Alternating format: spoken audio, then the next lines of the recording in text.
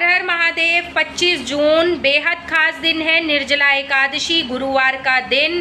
बेहद खास निर्जला एकादशी वैसे ही साल में एक बार आती है, बड़ी एकादशी है, और जब वो गुरुवार के दिन पड़ जाए तो अपने आप में ही बहुत खास हो जाती है।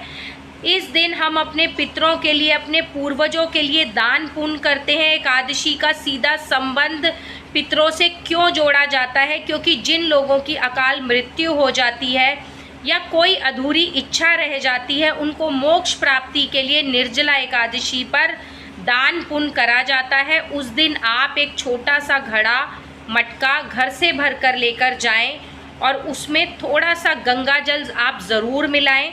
वो आप मंदिर में दान करें। पंखा ज़रूर दान करें। फल, जो सीजनल फल है, आम है, तरबूज है, खरबूजा है, ये ज़रूर दान करें। आम आप 11, 21 या 7 इस संख्या में दान कर सकते हैं, क्योंकि गुरुवार का दिन है। पीला दान करने से श्री हरि विष्णु का भी आशीर्वाद आपको लगेगा। मीठा पानी उस दिन आप गरीबों में ज़रूर बांटें। छाता ज़रूर दान करें। अगर छाता दान कर रहे हैं तो खोल कर दान करें, बंद बिल्कुल भी नहीं करें। चप्पल दान करें, ब्राह्मण को चप्पल पहनाएं या किसी गरीब को चप्पल दान करें। इससे आपके पितरों को मोक्ष की प्राप्ति होगी।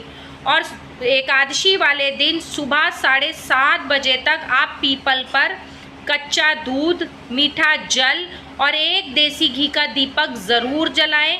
श्री हरि विष्णु का आशीर्वाद लें। अपने पितरों से, अपने पूर्वजों से कोई भी अगर गलती हुई है उसके लिए माफ़ी मांगे, तो सच मानिएगा आपका जीवन बदल जाएगा। क्योंकि अपने पितरों का आशीर्वाद जिसे मिल गया, उसके काम कभी रुकते नहीं हैं। किसी भी काम में उसके कभी अड़चन नहीं आती उसके, क्योंकि निर्जला एकादशी गुरुवार के दिन पड़ रही है तो बेहद खास है। अगर आप भी चाहते हैं कि आपके व्यापार में तरक्की हो, आपके काम में तरक्की हो, तो उस दिन आप अपने वज़न के बराबर 10वां हिस्सा चने की दाल ज़रूर दान करें। आप कहीं भी दे सकते हैं, ब्राह्मण को दे सकते हैं, किसी गरीब को दे सकते हैं, गुरुद्वारे में दे सकते हैं। जो जो चीज़ें मैंने आपको बताई हैं, सच में आप वो करके देखिएगा, आपका जीवन बदल जाएगा। काले तिल का आप दान ज़रूर करें उस दिन। काले तिल जल में डालकर पीपल पर जल चढ़ाइए, शिवलिंग पर जल चढ़ाइए।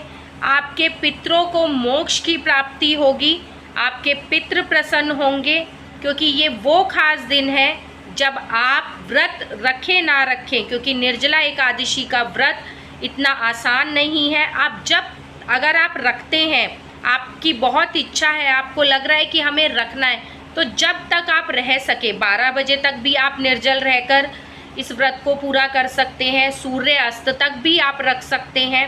देखिए, वैसे जो इसका पूरी सही प्रक्रिया है वो यही है कि अगर आपने निर्जला एकादशी का व्रत रखा है तो अगले दिन ही द्वादशी पे पारण होगा। लेकिन अपने शरीर को, अपनी आत्मा को कष्ट देकर अगर आप कुछ कर रहे हैं तो उसका कोई फ़ायदा नहीं। इसलिए आप सूर्यास्त तक भी निर्जल रह सकते हैं। व्रत का पारण आप द्वादशी पे करेंगे, लेकिन सूर्यास्त तक आप निर्जल रह सकते हैं कि हे प्रभु, मैं इतना ही रह सकता हूँ, इसके बाद मैं नहीं रह पाऊँगा। तो उस व्रत को आप कंटिन्यू ज़रूर करेंगे, लेकिन जितनी ज़रूरत है, ज़रूरत के हिसाब से पानी लीजिएगा। बहुत ज़्यादा नहीं कि आप बिल्कुल पानी पेट भरकर पी रहे हैं, तो वो थोड़ा सा गलत हो जाएगा। और अगर आप नहीं भी रख पा रहे हैं निर्जला एकादशी, तो भी परेशान मत होइए।